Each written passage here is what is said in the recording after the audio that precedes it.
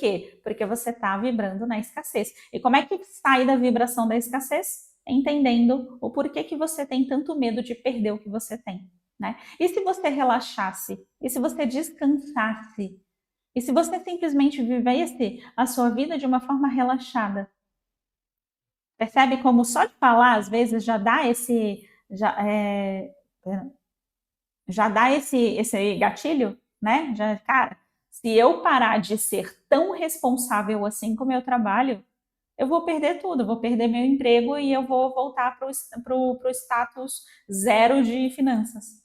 Aí a pessoa lá, o alto executivo, por exemplo, ou a pessoa alta performance, né? E aí a pessoa tá lá e literalmente morre de medo de perder o que tem. Entende? O tamanho do problema? Então é por isso que, para a gente resolver essa escassez, não adianta a gente entender como é que a gente vai ter dinheiro. A gente precisa resolver o trauma que gerou essa falta. E aí, investigar dentro de si o trauma. Aí você vai falar, nossa, Lina, mas aí onde é que raios eu vou saber esse trauma? Esse trauma aqui, você precisa ou pode perguntar para o seu eu superior. E aí você vai falar assim, tá, mas eu não tenho contato com o meu eu superior. Aí é um outro passo que você precisa entender onde está o seu eu superior dentro de você, para que você consiga acessar a sabedoria divina e consiga entender onde foi que alguém perdeu tudo, ou eu perdi tudo, ou eu senti essa dor de ter perdido o que eu tinha, né? Se não é seu, é da sua ancestralidade, às vezes não tem para quem você efetivamente perguntar. Às vezes, sei lá, seu pai, sua mãe vivem em uma situação de escassez financeira. Aí você vai perguntar, tá, mas qual foi a primeira pessoa? A primeira pessoa, bom, a primeira pessoa talvez seja a pessoa da perna. Ó,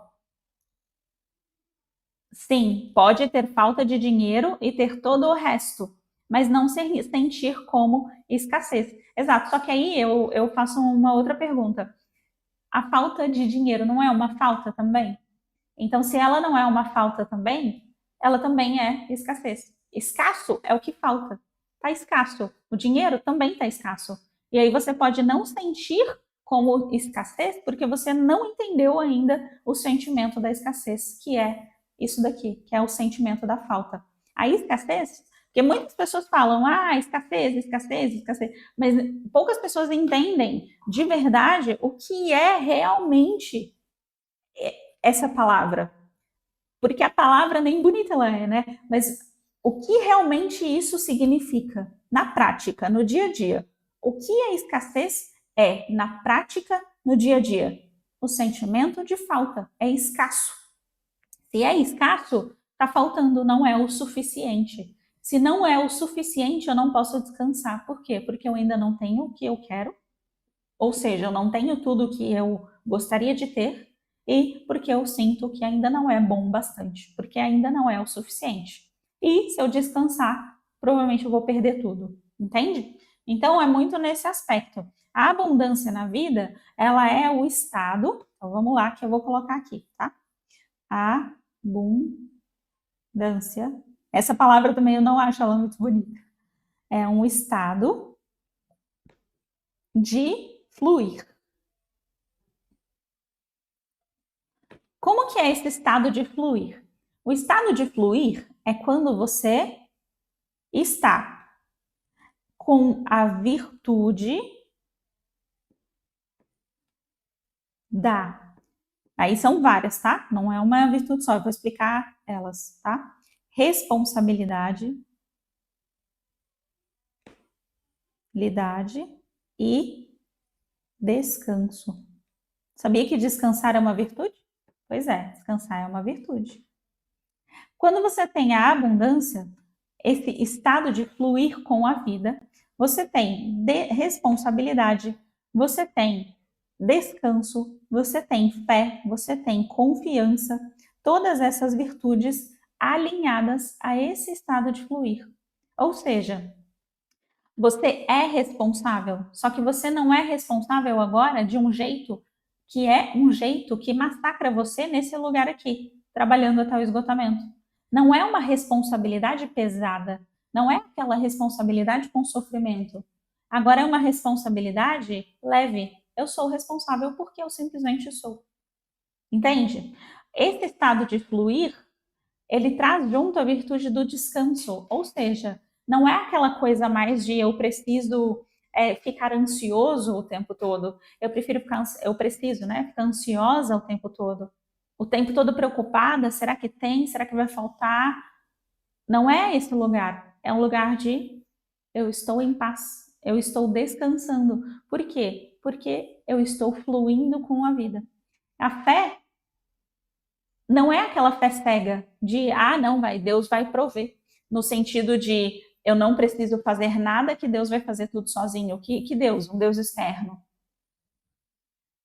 Então, não é aquela fé cega, é uma fé virtuosa. É aquela fé de eu tenho fé, a vida vai trazer, mas eu também sou responsável. É aquela fé unida com a virtude da responsabilidade. Eu tenho fé, mas eu também não vou largar a responsabilidade na mão de um Deus externo, na mão de um Deus menor, que é o Deus humano, externo, humanizado, né? Externo, que vai fazer para mim. Entende? Então, é essa fé unida com a responsabilidade e a confiança em mim, que eu dou conta, eu estou fazendo o melhor que eu posso, e confiança nas pessoas, que elas também estão fazendo o melhor que elas podem. Então, o estado de abundância é um estado de fluir, é onde você literalmente está fluindo com a vida, não tem mais essa briga, esse atrito, não tem mais isso daqui, ó, que é o medo da perda. Não tem mais esse medo de perder tudo, esse medo de literalmente ficar no vazio, esse medo de nunca conseguir. Não tem mais aquele sofrimento de se sentir atacado pela vida. É claro que tem vários outros aspectos aqui, tá? Eu estou trazendo o aspecto onde isso resolve a maioria da escassez das pessoas. Mas existem outros casos. Existem pessoas que têm crenças, por exemplo, crenças religiosas, pactos desculpa, Emil, se eu mantive seu comentário aqui sem querer. Pactos para não ter nada, que é pactos de escassez, de celibato, etc. Então, tem casos que são diferentes, tem casos que são diferentes, mas a maioria dos casos, ele é advindo de um trauma da perda, onde a pessoa começou a ter muito sentimento de falta, né, de ela teve muito e depois ela logo não tinha nada, e aí esse trauma da perda fez com que a pessoa entrasse nesse sentimento de falta e, portanto, no sentimento de escassez e viver uma vida escassa. Por quê? Porque um trauma se reconfirma, um sentimento ele confirma a si mesmo. Então, eu estou tentando lidar com essa sensação. Esta é o mecanismo de lidar com o trauma. A dor da perda foi tão grande que eu estou revivendo ela para aprender a lidar com ela.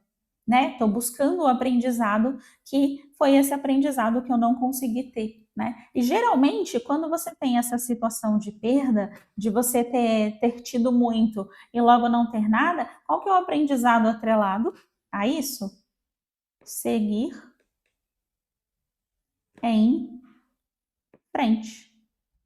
Ou seja, geralmente é o clã tentando aprender a seguir em frente, tentando aprender a se refazer. Ou seja, nós éramos X e agora nós começamos a ser Y. E isso daqui, qual que é o problema de refazer? Você vai falar, mas isso é fácil, Aline, por que as pessoas não fazem? Justamente porque se refazer precisa que o ego solte. Ou seja, está muito ligado com o processo de era meu, de posse. Ou seja, a posse do ego. Tinha dinheiro, agora eu não tenho mais, é meu. Aquele dinheiro era meu, me pertence. Mas não era seu. Você era o cuidador daquele dinheiro. Mas eu sou um rei, eu sou uma rainha. Vamos supor uma questão ancestral, tá?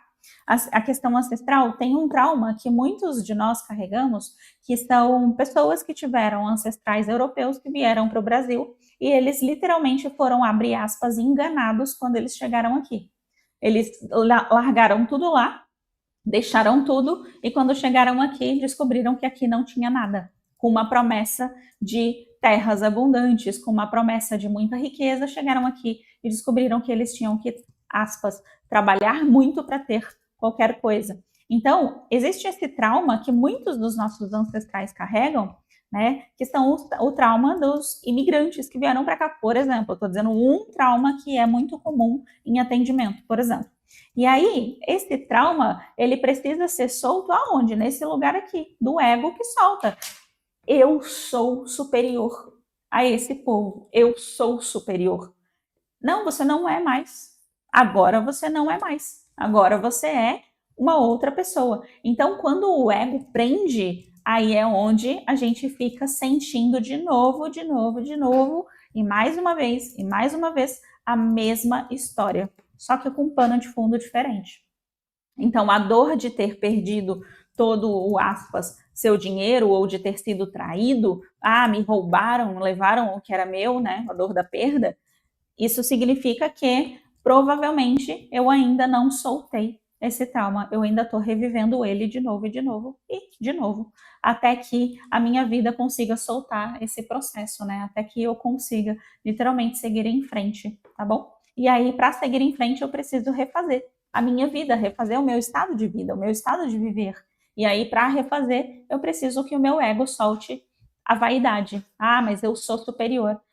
Por exemplo, a pessoa que tem aquela dor de ter sido trocado num casamento. Aí a pessoa tem a posse do ego, né? Ela tinha muito amor, muita abundância, alguma coisa que ela tinha enquanto sua, né? E aí, quando ela perde isso, a dor da perda vira exatamente esse trauma aqui. O trauma de, literalmente, não, mas era meu. Aquele casamento era meu. Aquele casamento tem que voltar para mim. Aquela pessoa é minha. Por quê? Porque era meu. E aí o ego precisa soltar a pessoa. Só que enquanto o ego não solta, o que ela vive? Escassez. Aí ela vai viver uma escassez do ponto de vista de ou ela vai viver uma escassez não tendo ninguém para resolver o medo da perda, e ela vai ficar sozinha, não vai ter ninguém para resolver o medo da perda. Ou seja, eu não vou perder de novo, ou ela não vai conseguir ter uma pessoa. Se ela conseguir ter uma pessoa, muito provavelmente ela vai ser uma pessoa muito ciumenta. Por quê? Porque vai estar com medo da perda. Entende? O mecanismo, né? Então, o padrão é justamente você entender onde foi que esse trauma aqui, ele surgiu do medo da perda e você conseguir soltar, conseguir seguir em frente, conseguir refazer o estado de ser da pessoa. E aí você solta a necessidade da pessoa de ter essa sensação de falta, de não tem o bastante. Às vezes, esse medo da perda nasceu na barriga da mãe. Por exemplo, quando a mãe, sei lá, tá? Tentou abortar. Ou quando a mãe rejeitou. Aí, perdi o amor que eu tinha. Me senti, meu Deus, traído. Aí, esse trauma da traição me traiu. Era para estar me amando, me traiu. Eu tinha o amor e agora não tenho mais. E agora, o que eu faço? Aí você vive uma vida de escassez. Escassez do quê? Do amor. Por quê? Você perdeu o que você tinha. Então aí tem que voltar naquele trauma, naquele momento, naquele impacto, naquele trauma, né? No momento da dor, do choque, e ir lá e dessensibilizar aquilo. E entender, ok, então agora eu posso soltar isso.